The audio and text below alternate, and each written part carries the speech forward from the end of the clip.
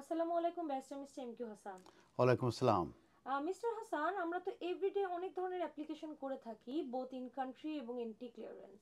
So এইসব অ্যাপ্লিকেশনগুলা submit করার পর ঠিক কতদিন পর ডিসিশন আসার সম্ভাবনা বলে আপনি মনে করেন? এটা কিন্তু একটি ভেরি ইম্পর্ট্যান্ট কোশ্চেন। কারণ যখনই আমরা ইন কান্ট্রি কিংবা আউট কান্ট্রি থেকে যে অ্যাপ্লিকেশনগুলো করে থাকি, করার পর থেকে কিন্তু সবাই উদ্বিগ্ন থাকে যে কখন ডিসিশনটা আসবে। তো এই ব্যাপারে আজকে যে ইউকে ভিসা প্রসেসিং এবং ডিসিশন ওয়েটিং টাইম আছে, সেটার উপরে আমি আপডেট দেব।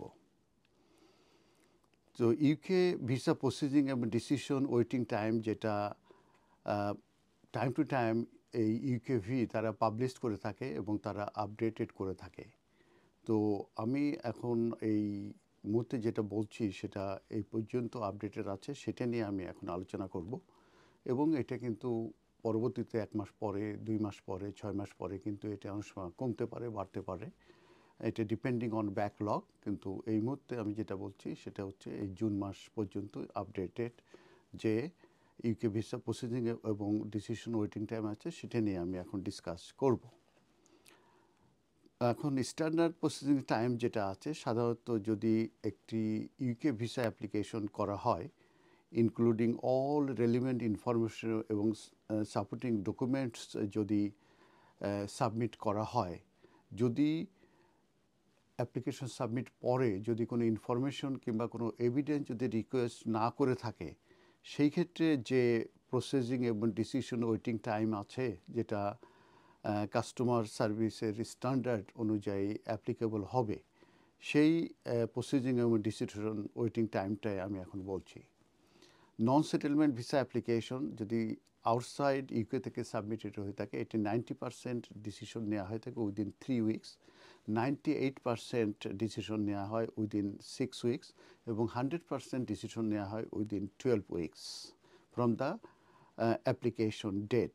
তবে এই যে উইকের কথা বলা হচ্ছে, এটা কিন্তু 5 ওয়ার্কিং ডেজ হিসাবে কিন্তু এক একটা উইককে বলা হচ্ছে।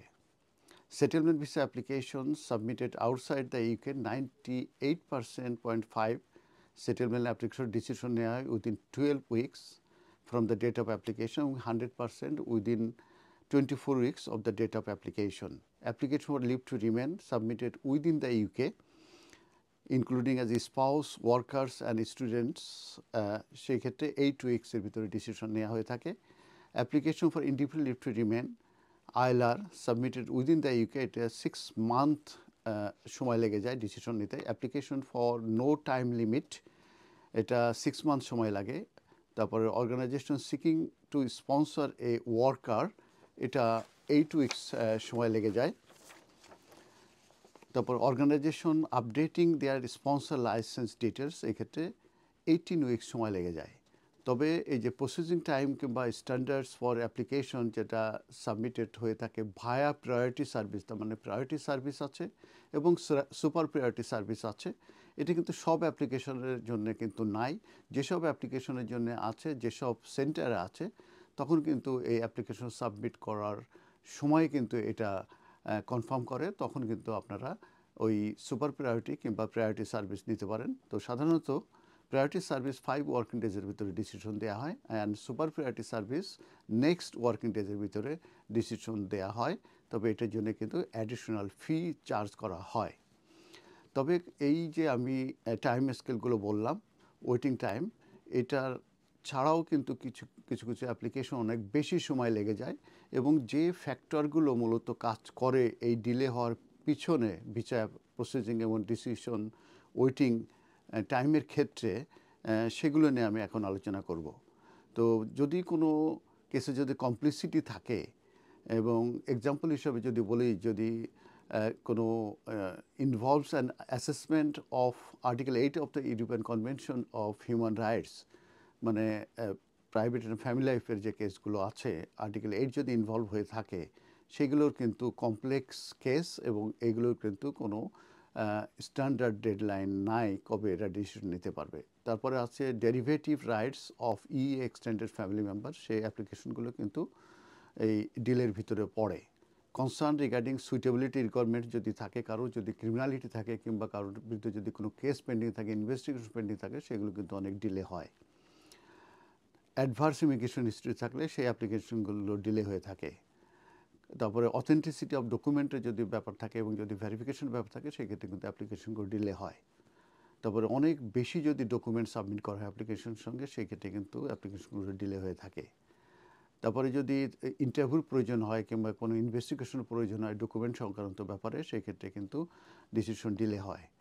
তারপরে ক্যাপাসিটি অফ কেস ওয়ার্কার, এখন কেস ওয়ার্কারের কাছে যদি বেশি কেস ভলিউম থাকে, সেক্ষেত্রে কিন্তু ডিলে হতে পারে।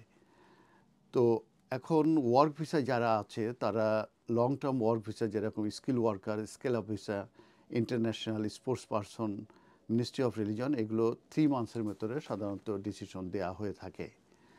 আর যদি কেউ যদি ইন কান্ট্রি থেকে যদি অ্যাপ্লিকেশন সুইচ করতে চায় কিংবা এক্সটেনশন অফ স্টের জন্য অ্যাপ্লিকেশন করতে চায়, সেক্ষেত্রে কিন্তু সেগুলো 8 উইকস সময় লেগে থাকে। আর আউট কান্ট্রি থেকে যদি কোনো সেটেলমেন্ট অ্যাপ্লিকেশন করা হয় as a spouse, partner or family member of A British citizen settle person, সেক্ষেত্রে কিন্তু 12 উইকস সাধারণত সময় লেগে থাকে। কোনো অ্যাপ্লিকেশন যদি উইদিন দ্য ইকুইতে করা হয় এবং to switch into extend as a spouse হিসাবে যদি এক্সটেনশন চায়, কিংবা সিভিল পার্টনার, আনমেড পার্টনার কিংবা propose civil partner, child or adult dependent relative হিসাবে, সেই ক্ষেত্রে কিন্তু 8 উইকস সময় লেগে থাকে। আর আর আরেকটা জিনিস আমি এখানে বলবো, যেটার জন্য কোনো স্ট্যান্ডার্ড প্রসেসিং টাইমস নাই, সেই অ্যাপ্লিকেশনগুলোর ক্ষেত্রে হচ্ছে যদি as a partner, as a parent, এবং সেটা যদি on the basis of private life 10 years root two settlement কিংবা 5 ইয়ার্স প্যারেন্ট রুটে যদি কেউ সেটেলমেন্টের জন্য অ্যাপ্লিকেশন করে, যেটা সাধারণত আমরা বলে থাকি FLRAP, সেই অ্যাপ্লিকেশনগুলো কিন্তু ইন এভারেজে ডিসিশন নিতে সময় নেয় প্রায় কারেন্টলি 9 মান্থ আছে, কিন্তু এটা কিন্তু অনেক সময় 12 মান্থ কিংবা 14 মান্থ পর্যন্ত কিন্তু চলে যায়। এরপরে আমি যেটা বলবো, যারা সেটেলমেন্টের ইউজুয়ালি যে অ্যাপ্লিকেশনগুলো করে থাকে, সেটা সাধারণত 6 মান্থ নিয়ে থাকে। এখন স্টুডেন্টদের ব্যাপারে যেটা আমি বলবো, স্টুডেন্টদের যে কোনো অ্যাপ্লিকেশন প্রসেসিংয়ের টাইম কিন্তু 3 উইকস বলা হয়েছে, আর ভিজিটরদের ক্ষেত্রে বলা হয়েছে 3 উইকস। আর প্ল্যাব টেস্টে যদি কেউ যদি অ্যাপ্লিকেশন করার জন্য আসতে চায়, তাদের অ্যাপ্লিকেশনগুলোর সময় লাগে হচ্ছে 8 উইকস। তবে এক্ষেত্রে কিন্তু আমি একটা জিনিস বারবার বলছি, সেটা হচ্ছে যে কিছু ফ্যাক্টর আছে, সেই ফ্যাক্টরগুলোর কারণ কিন্তু এই যে টাইম স্কেল থাকে, সেই টাইম স্কেলকে বাইরেও কিন্তু যেতে পারে। আর রিটার্নিং রেসিডেন্ট জন্য যদি অ্যাপ্লিকেশন করে থাকে, সেক্ষেত্রে 3 উইকস লাগে। আর ফাস্টার অ্যাপ্লিকেশনের জন্য আমি বলেছি যে প্রায়োরিটি কিংবা সুপার প্রায়োরিটি সার্ভিস আছে, অ্যাডিশনাল ফিস দিতে হয়। 5 ওয়ার্কিং ডেজ সুপার প্রায়োরিটি এবং সুপার প্রায়োরিটি নেক্সট ডেতে সাধারণত ডিসিশন দেওয়া হয়ে থাকে। ধন্যবাদ।